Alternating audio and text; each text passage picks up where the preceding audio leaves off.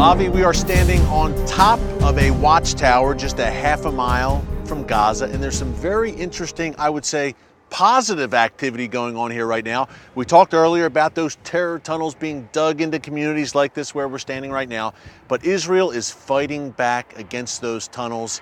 What do we see here right now, and what is Israel doing to negate that tunnel threat? In the last couple of years, one of the major weapons, sort of speaking, developed by the Islamic Jihad in Gaza Strip, by Hamas, is the intrusive tunnels. Taking advantage of the fact that the soil here is very soft, you could scoop the soil, roughly speaking, they have been digging tunnels crossing from the Gaza territory into the Israeli territory, right?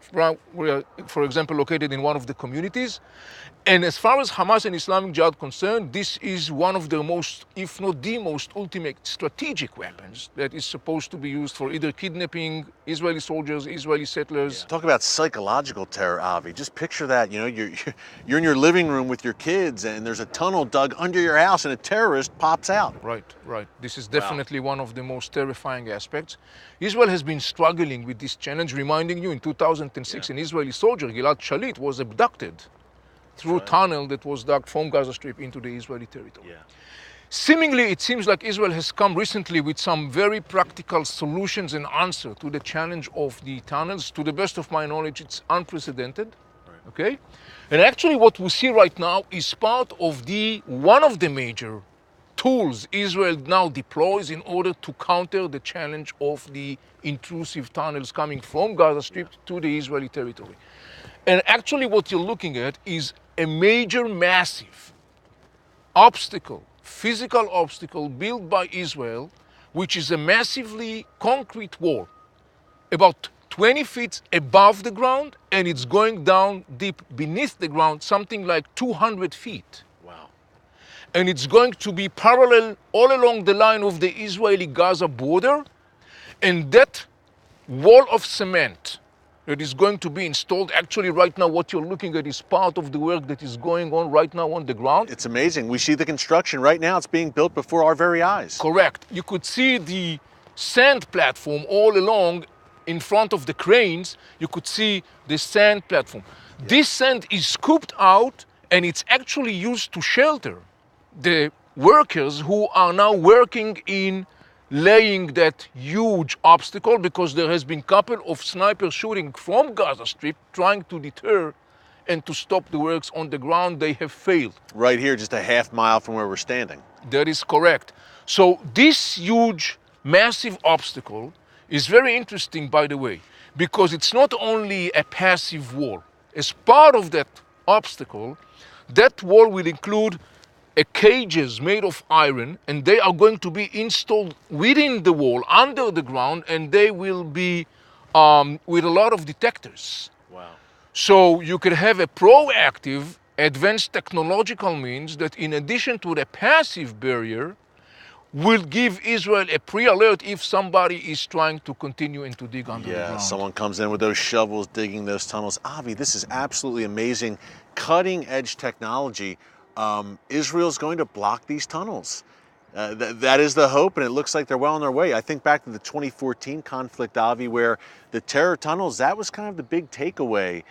We know about the rockets coming from Gaza for well over a decade, but the terror tunnels seemed like a new step up. Now, Israel adjusted to the rockets with Iron Dome, obviously, the anti-missile system, and now the adjustment with this massive barrier. Pretty amazing. It is amazing. I mean, think about it. I mean, the challenge of tunnels, by the way, is a challenge that has been known worldwide. The United States, for example, in the war in Vietnam, had a very serious challenge with the whole tunnels digged in the Vietnam.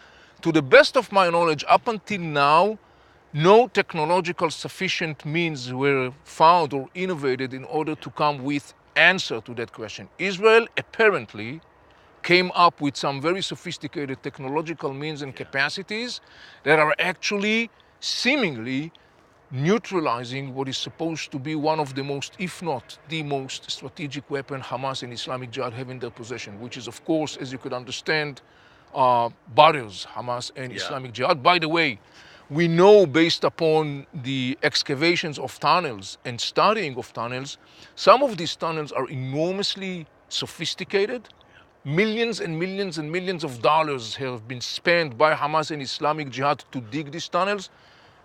We know there is an Iranian know-how involved in the building of these tunnels. So Some of these tunnels include ventilation, inner communication systems, horizontal elevations, and elevators. It's amazing. Some of these tunnels have been... this is not some rudimentary tunnel. They're big business, first of all, in Gaza, and secondly, some of them have paneling, lighting, even more than that, as you said, Avi. Yes, that is correct. So it just shows you the amount and the huge amount of resources spent by Hamas, Islamic Jihad, in digging those tunnels. And so what that means, Avi, is the tunnel enterprise is a major part of not only the Hamas Islamic Jihad military strategy against Israel, but their economic well-being. And to shut it down is a major victory for Israel.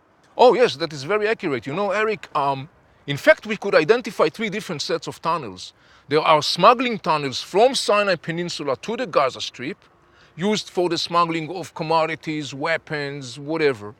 The second set is tunnels digged inside the Gaza Strip. We estimate that there are in Gaza Strip hundreds of miles of tunnels dug under the ground as part of the military structure of Hamas, of Islamic Jihad, inside the Gaza Strip. It's an underground city. It's an underground city, literally speaking. It's an underground city. And the third set is the intrusive tunnels, the one that are penetrating from the Gaza area to the Israeli area, the one that we talked about. Where we're standing right now, a community like Nakal Oz. Avi, the shifting sands of the Middle East, and no one explains it better. Thank you so much, my friend. And the book, Inside the Middle East?